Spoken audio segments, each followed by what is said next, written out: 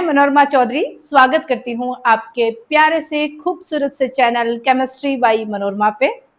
और आज हम डिस्कस करेंगे, सोच रहे होंगे ना आज हम क्या डिस्कस करेंगे। आज हम सिर्फ पढ़ेंगे ही नहीं। मेरा ये मकसद ये चैनल बनाने का सिर्फ पढ़ाना नहीं है। इस चैनल का बनाने का पर्पज मेरा है पढ़ाना भी, सिखाना भी और समझाना भी। हर तरह के फेस को, हर तरह की स्टेज को, हर तरह के माहौल को। क्योंकि मेरी दादी कहा करती है कि पढ़ियो पर गुणियों को नहीं। इसका मतलब ये है कि पढ़ाई और नौकरी ये हमारा लास्ट मकसद नहीं होना चाहिए, हमारा लास्ट उद्देश्य नहीं होना चाहिए कि बस खूब सारी पढ़ाई करें और खूब सारी पढ़ाई करके और हम बहुत बड़ी डिग्री लेके और बहुत अच्छी पोस्ट पे जाएं। सिर्फ ये मकसद नहीं होना चाहिए। पढ़ियो लेकिन गुणियों को नहीं। इरो तात्पर्य कहीं है, इरो मतलब वो है कि आप पढ़ लिया, बहुत अच्छी नौकरी मिल गई, सब कुछ बढ़िया है, लेकिन फिर बाद में कहीं आप सबने भाव देना बंद कर दियो। आपने एक ही मकसद मान लिया कि बस मेरी नौकरी लग गई, अब मुझे किसी से कोई लेना देना नहीं, अब मैं इंडिपेंडेंट हो गई हूँ, अब मुझे किसी से कोई लेना देना नहीं। आजकल की जनरेशन में ऐसा आजकल इतना ज्यादा बढ़ रहा है कि कल लोग पढ़ क्यों रहे।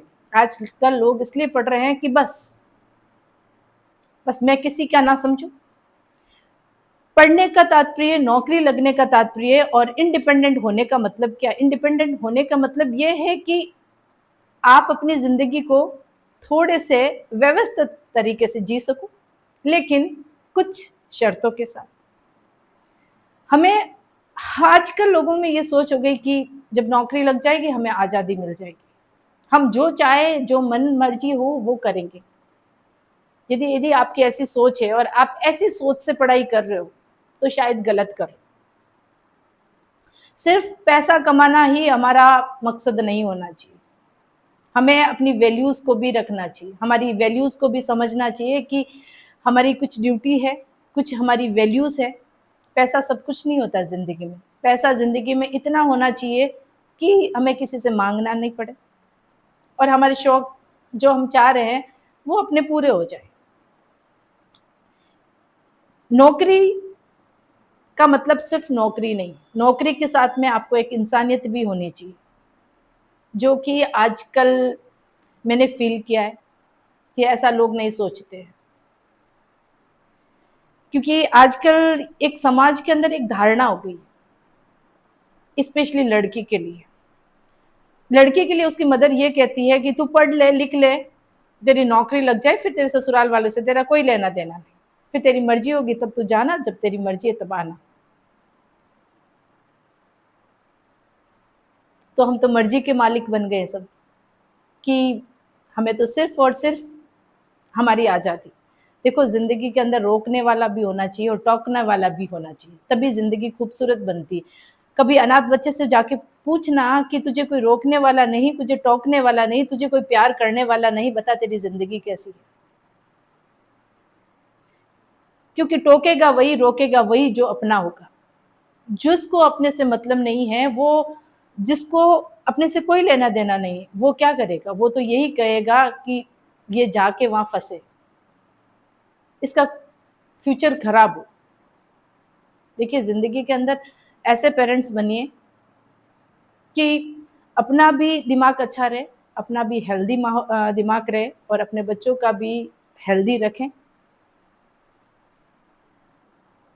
क्योंकि देखो, समाज धीरे धीरे इतना ज्यादा, न्यूक्लियर फैमिली इतनी ज्यादा बढ़ती जा रही है और जो जॉइंट फैमिली है वो बिल्कुल कम होती जा रही है।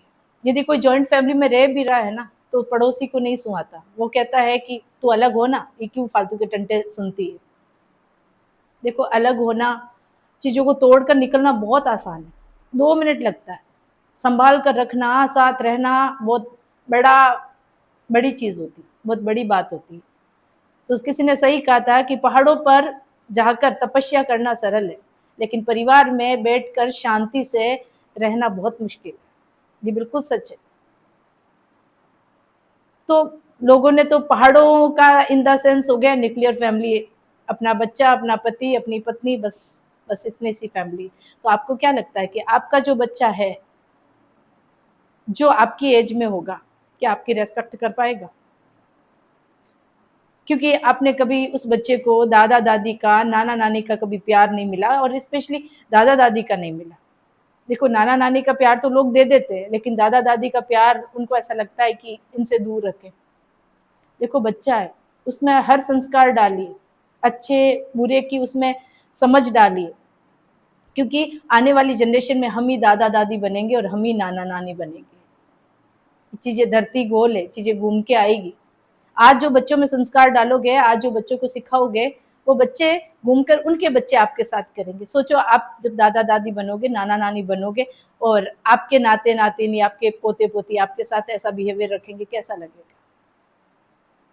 मेरी मम्मी हमेशा मुझे ये कहती है कि पियर से भले ही कम कनेक्शन रखो, लेकिन ससुराल से बहुत अच्छा स्ट्रॉन्ग कनेक्शन रखो, क्योंकि हम तो तुझे, तू अच्छी रहेगी तो भी प्यार करेंगे, बुरी रहेगी तो भी प्यार करेंगे, लेकिन ससुराल के अंदर सब लोगों से प्यार से रहना, कॉपरेट करके रहना, सबके साथ मिलकर रहना, कुछ सुनना भी, और कभी जरूरत पड़े तो कुछ सुना भी देना। ऐसा कुछ नहीं है कि हमेशा चीजों को आप डाउन होके चलो, लेकिन जहाँ गलत है वहीं बोलिए।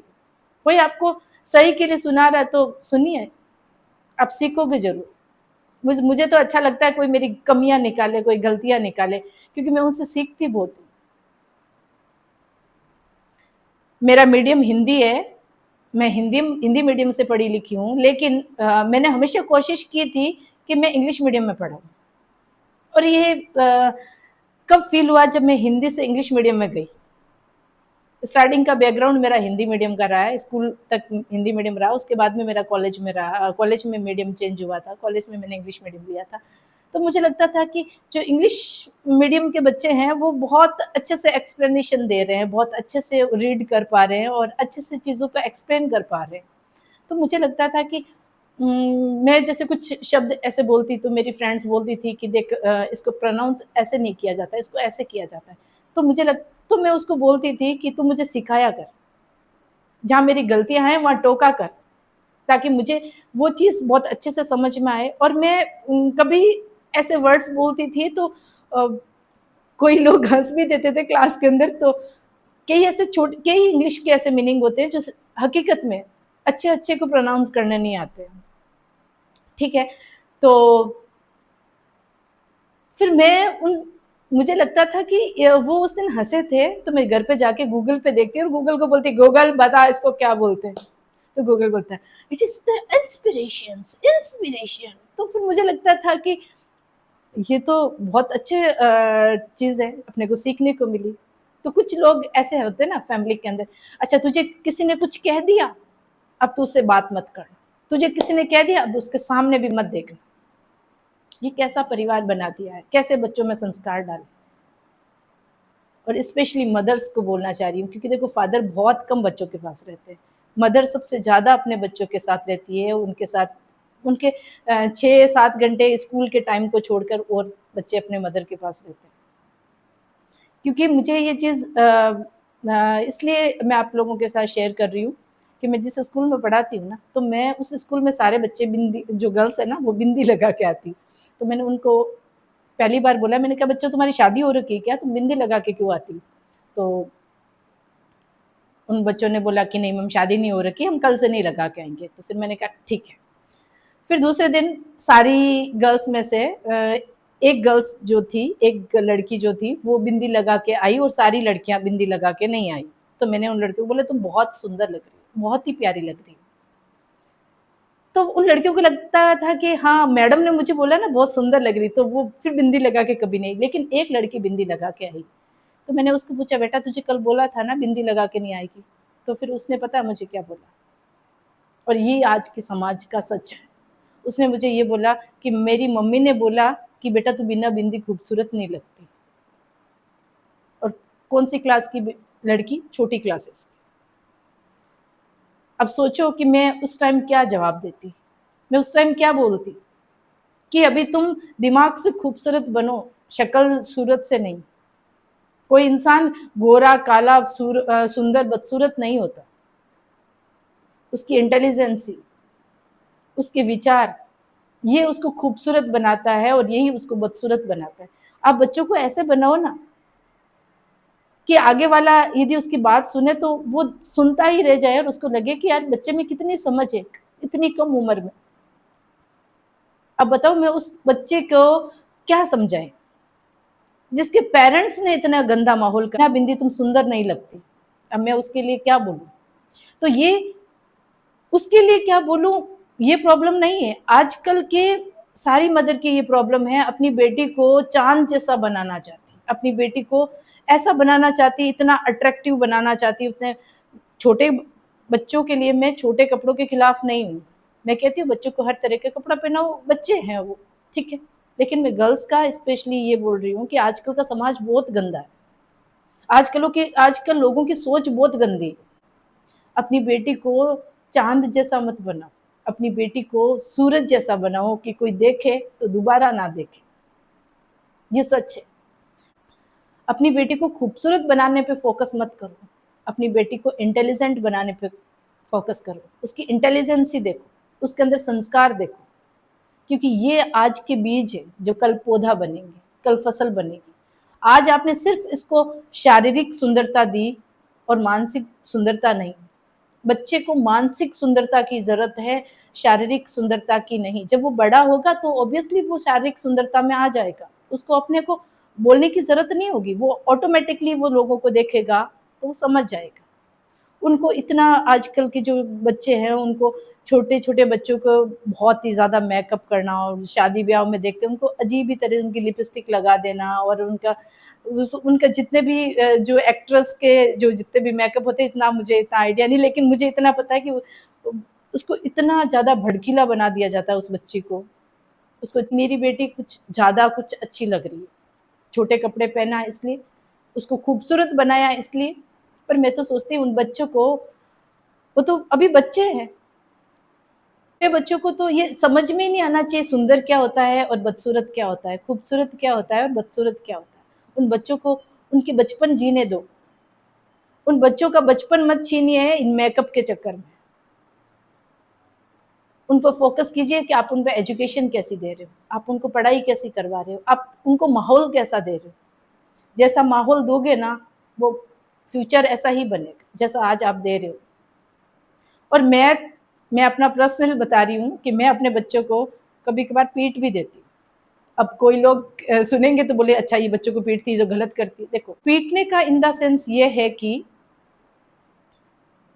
वो गलती करती है तो कभी कभी गुस्सा आता है तो एक लगा भी देती हूँ। मैं लगा देती हूँ, उसका मतलब ये नहीं कि मैं उससे प्यार नहीं करती हूँ या फिर मैंने उसको बहुत ज्यादा मारा, इतना भी नहीं मारना, पर हाँ हल्का सा बच्चों को मारना चाहिए, मारना चाहिए। अब इसका गलत मतलब मत निकालना, मारना चाहिए मतलब बच्चों के अंदर वो एक्चुअल में मारना क्या है, वो उसको स्ट्रॉन्ग करना है।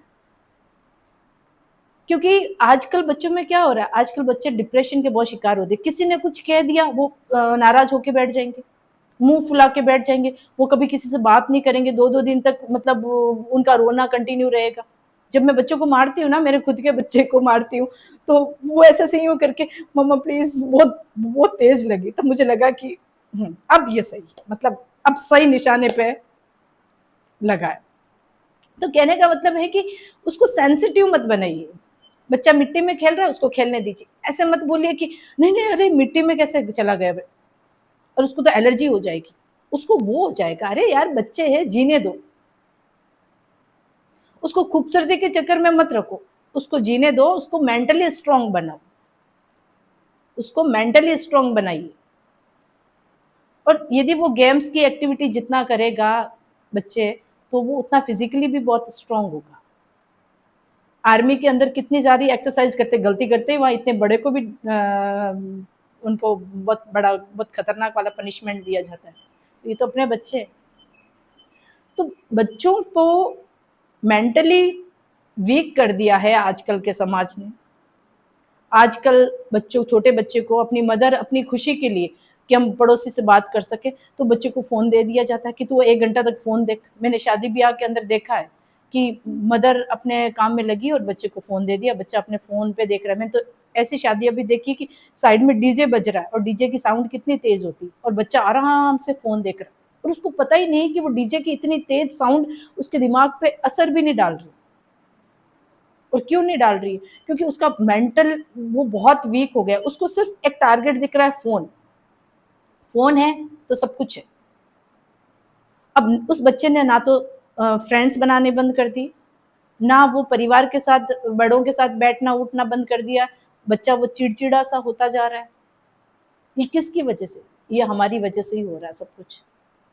इस चकाचौंध दुनिया के अंदर जितना खूबसूरत दिखता है वो उतना खूबसूरत नहीं है।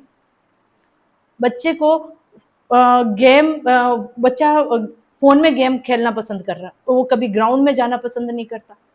उसको थोड़ी देर ग्राउंड में ले जाते हैं तो वो बच्चे हाँप जाते हैं। क्यों? उसको घर से बाहर निकाला ही नहीं, उसको बाहर का माहौल दिया ही नहीं। ये हकीकत है आज के समाज की। और बच्चों को बस आजकल ये भी हो गया है कि 8th का बच्चा भी नीट की प्रिपरेशन कर रहा है। ये सच है। अब उसको बताओ कि जो उसका बचपन है, 10वीं तक बच्चा अपने बचपन जीता है, बचपन ही खत्म करती। एज के अकॉर्डिंग चीजें अच्छी लगती है कि देखिए उसको बचपन जीने दीजिए, उतना उसको हेल्दी माहौल दीजिए। उसको पढ़ाना भी है, उसको खिलाना भी है, उसके साथ बैठना भी है, उसके साथ सारी चीजें, सारी एक्टिविटी करना है। 8वीं का बच्चा नीट की प्रिपरेशन करने भेज देते हैं और ये कोटा के अंदर ये सच्चाई है। आप देखना कभी, आपको खुद को रियलाइज होगा कि आप इन बच्चों के साथ क्या कर रहे हो। और वो बच्चा 8वीं का बच्चा, 9वीं का बच्चा नीट की प्रिपरेशन कर रहा है, तो आप सोचो कि उसका दिमाग कैसा हो गया होगा। क्या वो अपने परिवार के लोगों के साथ घुल मिलेगा? नहीं मिलेगा। और उसको थोड़ा सा भी कुछ कह देते हैं तो वो सेंसिटिव हो जाता है, वो हाइपर हो जाता है, वो डिप्रेशन का शिकार हो जाता है। क्यों? वो उनकी गलती नहीं है, एक्चुअल में हम लोगों की गलती है कि हम उनको ऐसा बना रहे हैं और हम देख भी रहे हैं और हम खुश भी हो रहे हैं। और हमें लगता है कि बच्चा यदि 100 में से 90 अबो यदि परसेंटेज लेके आता है तब भी बच्चा इंटेलिजेंट है, तभी उसकी वाहवाही हो जाती है। ऐसा नहीं है। यदि बच्चा 75% लेके आ रहा है ना, और ईमानदारी से लेके आ रहा है, तो वो बच्चा वाकई में बहुत ब्रिलियंट है। और 90% मान लीजिए वो ईमानदारी से ला रहा है, 90% ईमानदारी से ला रहा है, फिर भी पेरेंट्स को लगता है पड़ोसी के बच्चा, वर्मा जी का बच्चा, शर्मा जी का बच्चा 98 लेके आए। अब लोग और कंपैरिजन, तो कितना ज्यादा इन बच्चों का बचपन कितना ज्यादा प्रेशराइज कर रहा है। फिर वो बच्चे, तो सोचो आप जितना ज्यादा प्रेशर करोगे तो फिर वो उसका क्या होगा, वो आप ही समझ सकते हो कि उसका फ्यूचर आपके साथ कैसा हो सकता है। उसके साथ तो पता नहीं कैसा होगा, पर सोचिए आप, क्योंकि इंसान पहले खुद का सोचता है फिर दूसरों का सोचता है। और आजकल की जो गर्ल्स है, जो बॉयज है, बच्चे हैं, वो उनमें कंपैरिजन की भावना बहुत ज्यादा होती है। बड़ों में तो कंपैरिजन वो ऐसे करते हैं, शर्मा जी का बच्चा, वर्मा जी का बच्चा इतना लेकर आया, वो लेकर आया, ये लेकर आया। और बच्चे आपस में कैसे कंपैरिजन करते हैं? उसके पेरेंट्स ने उसको ये दिलाया, उसके हस्बैंड ने उसको ये दिलाया, उसकी वाइफ ने उसको ये दिया। हाँ, आप किसी से कंपैरिजन क्यों कर रहे हो? इवन यहाँ शादीशुदा लोग भी एक दूसरे से कंपैरिजन करने लग जाते हैं, उसके हस्बैंड ने ये दिलाया, उसकी वाइफ ने ये दिलाया। अरे भैया, क्या आप इतने कैपेबल रहो ना कि आप किसी और को देने के लिए देने की भावना रखो, लेने की नहीं।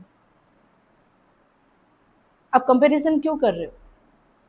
कंपैरिजन वो करता है जो खुद कमजोर होता है, जिसके पास खुद के पास कुछ नहीं होता है, वो कुछ करने की हिम्मत नहीं रखता। कंपैरिजन करना बंद कर दीजिए और ये सोचिए कि मैं खुद से कंपैरिजन कीजिए। जिस दिन आपने खुद से कंपैरिजन करना शुरू कर दिया और समाज या जो भी अपने फैमिली के लोग हैं उनसे कंपैरिजन करना आपने जिस दिन बंद कर दिया और कंपैरिजन खुद से शुरू किया, मान लीजिए उस दिन आप एक अच्छी ग्रोथ पे हो। आप ये सोचो कि हम लोगों को क्या दें, ये मत सोचो कि हम लोगों से क्या लें। और जिस दिन ये फीलिंग, ये भावना आ जाएगी ना, उस दिन बहुत अद्भुत हो जाएगा, चमत्कार हो जाएगा। आप लेने का भाव रखोगे जब तक आप डिप्रेशन का शिकार होते जाओगे, और देने का भाव जितना रखोगे उतना एक पीक पे जाओगे। ये मैं पोस्ट कर दिया या सोशल मीडिया पे कुछ भी पोस्ट कर दिया तो उनको लगता है उनकी लाइफ कितनी खूबसूरत है, वो घूमने जा रहा है, वो ऐसे कर रहा है, वो रेस्टोरेंट में जा रहा है, वो ऐसे कपड़े पहन रहा है। कंपैरिजन। अब सोचो, आप किसी और पे क्यों थोप रहे हो अपनी जिम्मेदारियां कि वो आपके लिए ऐसा कुछ करे। वो आपके लिए करेगा तो खुशी खुशी करेगा, तब तो बहुत अच्छी बात है। आप उसको प्रेशर देकर करवाओगे, कितने दिन करवाओगे? आप अपने आप को स्ट्रॉन्ग करिए, आपको इतना कैपेबल करिए ना कि आपको किसी से कंपैरिजन की जरूरत नहीं पड़े। आपको ऐसा लगता है कि मैंने जो किया है वो बेस्ट किया, मुझे किसी से कोई कंपैरिजन नहीं। और हमेशा अपने आप से कंपैरिजन कीजिए, मैं कल से बेहतर आज हूं कि नहीं। ये समाज के अंदर ऐसा हो गया है। लड़की शादी करके जाती है ससुराल के अंदर, तो ससुराल में उसको लगता है मेरी बहन के ससुराल वालों ने मेरी बहन के लिए आईफोन दिलाया, मेरी वो ऐसा किया, वो ऐसा किया। क्या है भाई ये? जिसके पास जितना है ना उसमें खुश रहिए। और आपको कोई इंसान आप मांग के लोगे ना, आपको इतनी खुशी नहीं होगी और आगे वाले को भी खुशी नहीं होगी। लेकिन आप कुछ नहीं मांग रहे हो और वो आपको बिना मांगे कुछ चीज दे रहा है, तो वो आपको खुशी खुशी देगा। और आपको भी एक अच्छा लगेगा, एक सरप्राइज लगेगा। सरप्राइज किसको कहते हैं? सरप्राइज इसको कहते हैं जिसमें आप प्रेशर नहीं देते, वो आपके मन से लेके आता है, आपके लिए मन से लेके आती है। सरप्राइज का मतलब ये नहीं होता है कि आप पहले उसको प्रेशर किया और फिर वो बेचारा आके बोलते सरप्राइज। ये सरप्राइज नहीं है, ये प्रेशर है, ये डिप्रेशन है। क्यों? कंपैरिजन चल रहा है लोगों में, चकाचौंध की दुनिया में एक दूसरे से कंपैरिजन करते जा रहे हैं।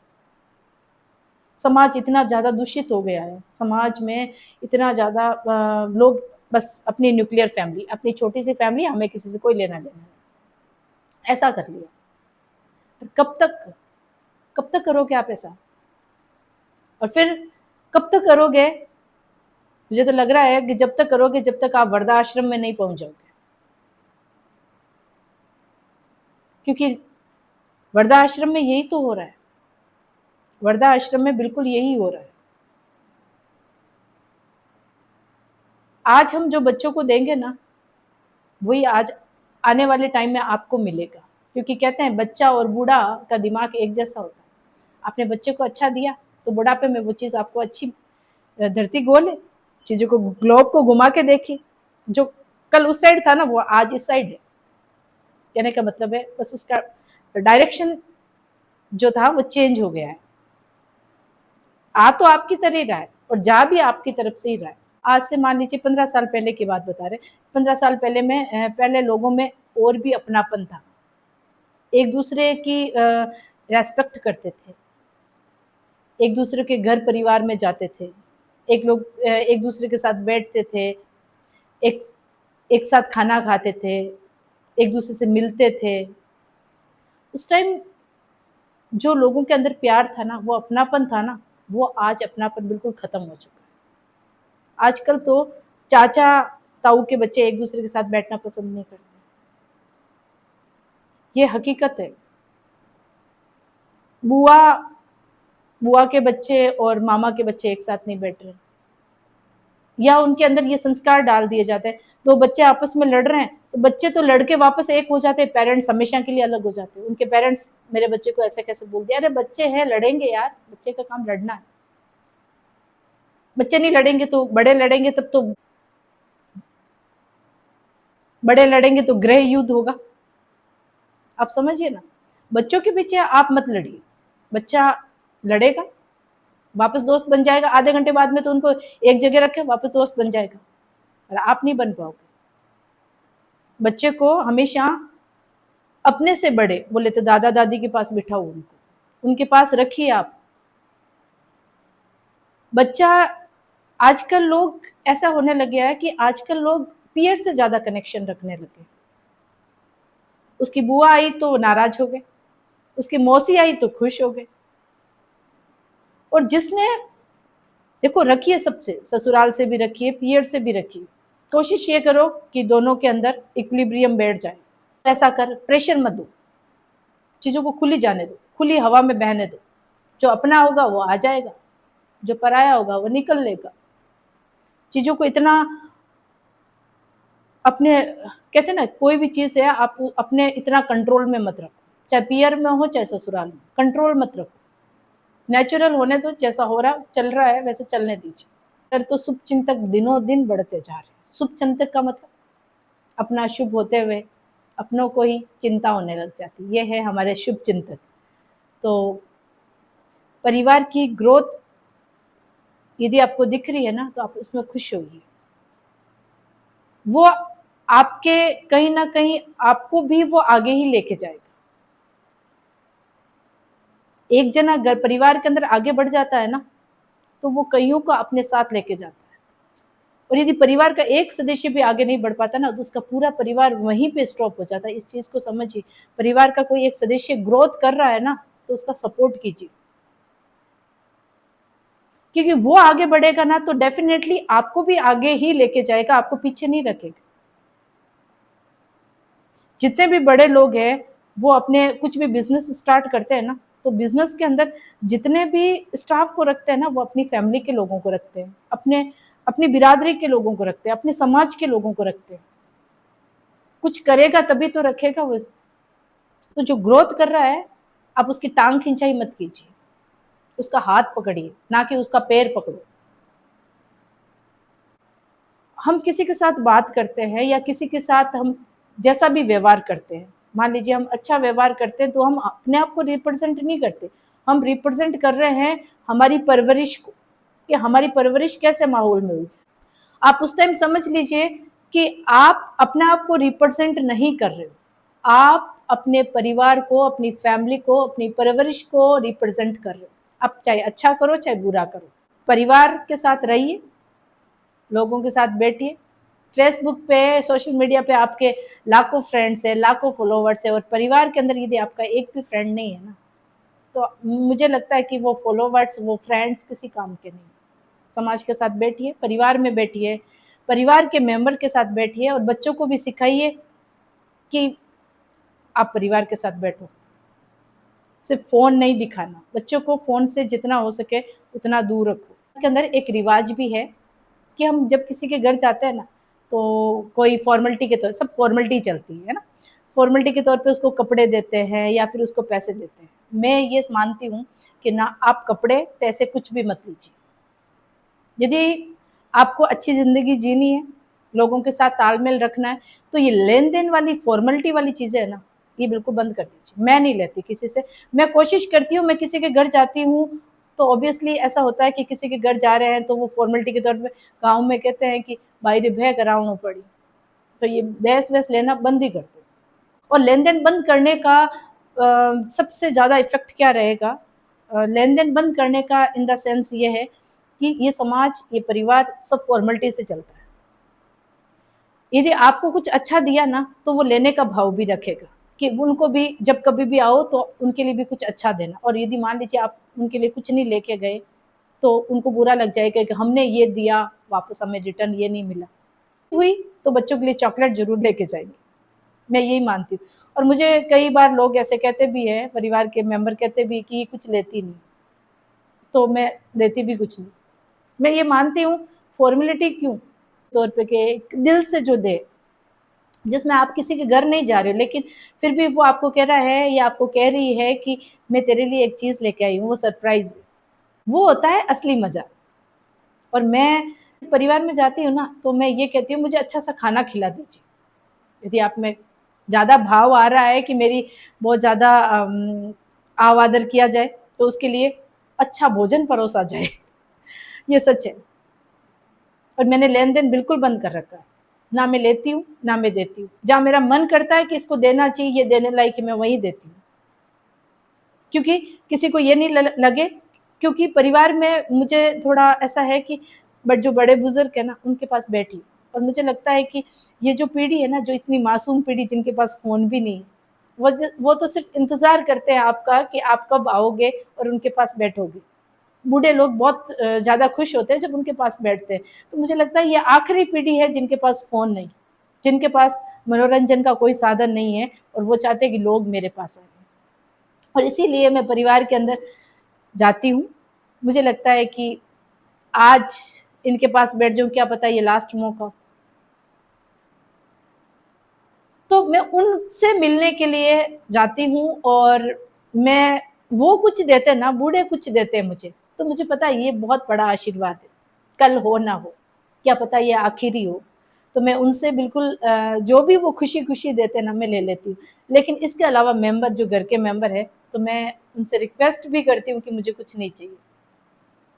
और मैं खाने की भी शौकीन हूँ और बनाने की भी शौकीन हूँ। तो मुझे ऐसा लगता है कि मुझे अच्छा खाना दो, मुझे अच्छा खाना खिलाओ, पैसे का और कपड़ों की ये फ़ॉर्मेलिटीज़ मत कीजिए। इससे क्या होगा कि आप जब लेन देन नहीं रखोगे ना, तो ऐसा होगा कि आप जब मर्जी उनके घर जा सकते हो, क्योंकि उनको पता है कि ये निस्वार्थ है, इसको ना तो लेने का मतलब है ना देने का मतलब है। क्योंकि समाज में ये चीज आएगी, पैसा बीच में आएगा। ये जो कपड़े है ना, जिसको गांव में जो गंदे कपड़े देते हैं ना, जो मतलब बहुत ही घटिया क्वालिटी, मैंने क्या छीड़ा, तो ये छीड़ा हूँ या कपड़ा हूँ, बाहर निकल जाओ। तभी सभी परिवार के अंदर रिश्ता खूबसूरत रहेगा। यदि किसी को देना है तो मन से दीजिए, सरप्राइज दीजिए। ऐसा नहीं कि वही हमारे घर आया इसलिए हम उसको दे रहे। और बिल्कुल सही कह रही हूँ, उनको ये लगेगा पिछली बार ड्रेस दी, 1 महीने बाद वापस आ गई, अब वापस ड्रेस करानी पड़ेगी। ऐसा माहौल क्यों बनाना, हमें तो ऐसे बनाना है हम राजा की तरह आए थे और राजा की तरह जाएंगे। बस अपनी मनसा ये होनी चाहिए, और यही होती है ना, तो समाज में जाने का वो लोग आपके साथ बिहेवियर ही फिर अच्छा रखते हैं। ये सच है। उनको पता है कि कुछ नहीं लेके जाएगी, ये देख लेके भी कुछ नहीं आई तो देख के भी कुछ नहीं जाएगी, तो उनको और ज्यादा अच्छा लगता है। ये सच है।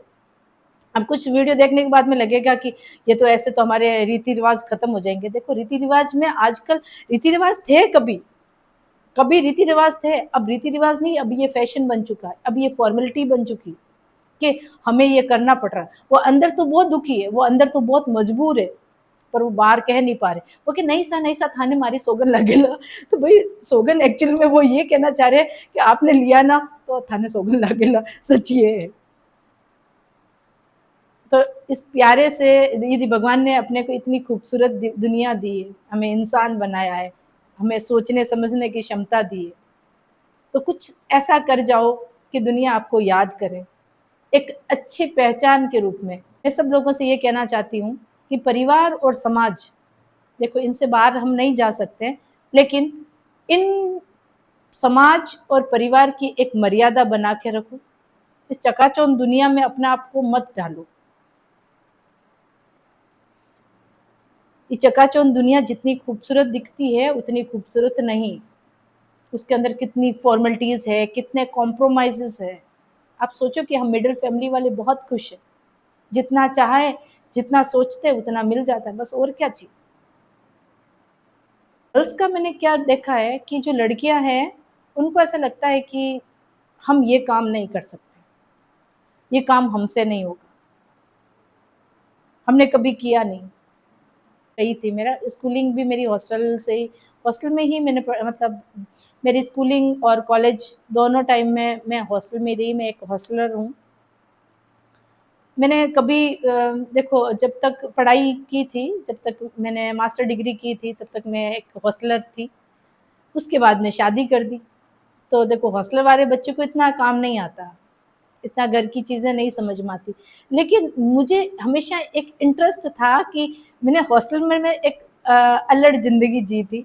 लेकिन जब मैं परिवार में आई ना, तो मुझे ऐसा हमेशा लगता था कि मैं ये चीज़ सीखूँ और कोई कमी निकाले, और मैं हमेशा पूछती कैसा बना? कैसा बना?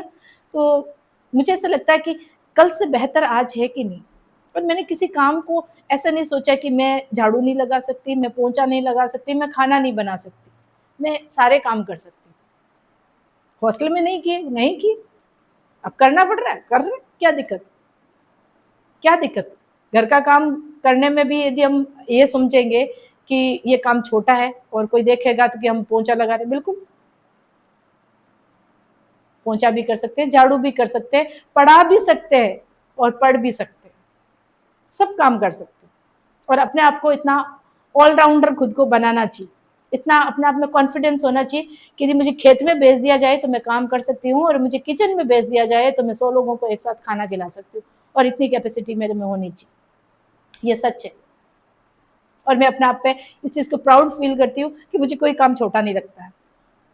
मुझे कोई भी काम छोटा नहीं लगता है। मैं मतलब घर के अंदर मैं किसी के घर जाती हूँ ना, तो भी मैं सोचती हूँ कि मैं कुछ कर दूँ, ताकि उसको आगे वाले को ये फील नहीं हो कि ये सब मैं वो भी नहीं समझती। ऐसा नहीं कि अकड़ के बैठ जाऊँ कि मैं तो किसी के घर आई हूँ तो मैं तो ये लोटा इधर से उधर नहीं रखूँ, ग्लास इधर से उधर नहीं रखूँ, वो मेरी फीलिंग ही नहीं। मैं सब कर लेती हूँ, मुझे कोई दिक्कत नहीं। मैं पढ़ा भी लेती हूँ, मैं पढ़ भी लेती हूँ, मैं काम भी कर लेती हूँ, मैं सब कर लेती हूँ। और मुझे जैसा लगता है कि जैसा माहौल है ना, मैं वैसे ढल जाती हूँ, और ये ढलना आपको आना चाहिए। एक किस्सा मुझे याद आता है कि जब मैं एक बार एग्ज़ाम देने गई थी, तो वो एग्ज़ाम जो था वो 3 दिन चला था। कहने का मतलब बीच में गैप था, 2 एग्ज़ाम थे उसके। तो उसमें क्या हुआ था कि हमें एक होटल में रहना पड़ा। तो होटल के जो वॉशरूम, जो टॉयलेट्स थे ना, वो होटल बढ़िया था, लेकिन वॉशरूम मुझे थोड़े ऐसा लगता है कि एकदम क्लीन होने चाहिए। साफ-सुथरे थे, फिर भी मैंने उस सर्वेंट को बोला कि थोड़ा-सा उसको वापस क्लीन कर दो। लेकिन फिर भी वो ऐसा फॉर्मेलिटी कर रहा था, तो मैंने उससे वो ब्रश लेके टॉयलेट वाला और खुद ने ही साफ कर दिया। मैंने कहा देख इस तरह से सफाई की जाती है। तो मुझे ऐसा नहीं लगता है कि मैंने टॉयलेट साफ किया, तो मैं होटल का टॉयलेट साफ किया तो मैं मतलब अरे यार यूज़ तो अपन ही कर रहे हैं ना। 2 दिन रह रहे, 3 दिन रह रहे, यूज़ तो हम ही कर रहे हैं ना। तो हम यूज़ कर रहे हैं तो हमें शर्म कैसी? तो मैंने उसको हटाया, खुद ने साफ किया और 2-3 दिन मस्त बढ़िया से रहे, कोई दिक्कत नहीं। तो काम कोई छोटा थोड़ी होता है, वो भी तो एक इंसान है, वो भी तो सफाई करने वाला, वो भी तो इंसान है। वो हो सकता है कि उसका दुर्भाग्य ये रहा है कि वो इतने अच्छे फैमिली के अंदर उसने जन्म नहीं लिया, इतने सेटल फैमिली में उसने पैदा नहीं हुआ वो, है तो वो भी इंसान और हम भी इंसान। ये तो हमारा सौभाग्य है कि ईश्वर ने हमें एक अच्छी जगह, अच्छे घर में जन्म दिया है, ताकि हमें ये करना नहीं पड़ रहा।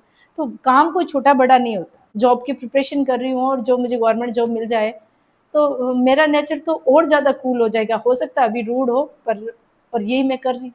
मुझे फ़ील नहीं होता। मुझे ऐसा नहीं लगता है कि मैं अब जॉब में हूँ, तो मैं कुछ काम नहीं करूँगी, मैं अपना ऑर्डर ही चलाऊँगी। मैं ऐसा कुछ नहीं सोचती। मैं सोचती हूँ कि मेरे से कितना एफ़र्ट्स हो सकते हैं और यही ज़िंदगी की खूबसूरत है। आप झुक कर चलोगे, तो दुनिया तुम्हें सलाम करेगी, अकड़ के चलोगे, तो दुनिया तुम्हें बदनाम करेगी। कूल रहिए, मस्त रहिए, भगवान ने दिमाग दिया, अच्छा खासा पढ़ाई की, अच्छा खासा पढ़ा रहे हैं और सोच रहे हैं कि हमारी जनरेशन एक अच्छी दिशा में जाए, हमारे बच्चे एक अच्छी प्रोग्रेस करें, उसके साथ में वो समाज से भी जुड़े रहे, परिवार से भी जुड़े रहे और अपना स्वाभिमान, अपना आत्मसम्मान उसको भी बना के रखें। और हम सौभाग्यशाली हैं कि भगवान ने हमें एक इंसान बनाया और एक खूबसूरत परिवार में हमें पैदा किया और खूबसूरत परिवार के अंदर खूबसूरत घर में हमने जन्म लिया, जो हमारी मान मर्यादा, हमारे संस्कार, जिनमें हमें प्राउड होता है। सब लोगों से ये कहना चाहती हूँ कि परिवार को, परिवार की खूबसूरती को, परिवार की मर्यादा को, परिवार के संस्कार को बना के रखिए, ताकि हम आने वाली पीढ़ी को कुछ अच्छा दे सकें।